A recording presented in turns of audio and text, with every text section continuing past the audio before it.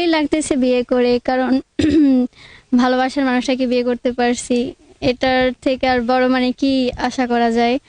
আহ, এটা নিয়ে আমার আর কিছু বলার নাই। আমি অনেক খুশি। সে ইসলাম ধর্ম গ্রহণ করছে, এখন তার নাম হচ্ছে মুস্তাফিজুর রহমান। আর আমাদের প্রেমের টানে সদর চীন থেকে আসেন বাংলাদেশে ভোলা জেলায়।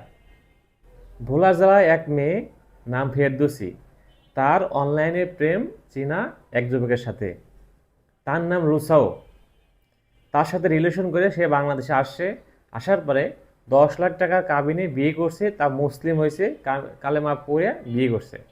আলহামদুলিল্লাহ। ওর নাম রুসাও। সে বাংলাদেশে তার নাম বিয়ের আগে যে মুসলিম হয়েছে তার নাম চেঞ্জ করে হয়েছে মোস্তাফিজুর।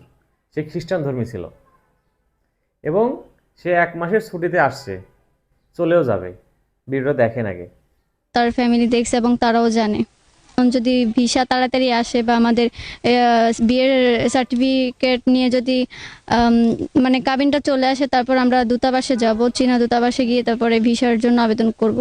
তারপরে দেখি পরবর্তীতে কি হয়। আমার মেয়ের 10 লাখ টাকা কামিন হয়েছে, মেয়ের বিয়ে শাদী দিছি, আমার ছেলের মা বাপে রাজি, সবের রাজি, মেয়ের বিয়ে শাদী দেওয়া হয়েছে।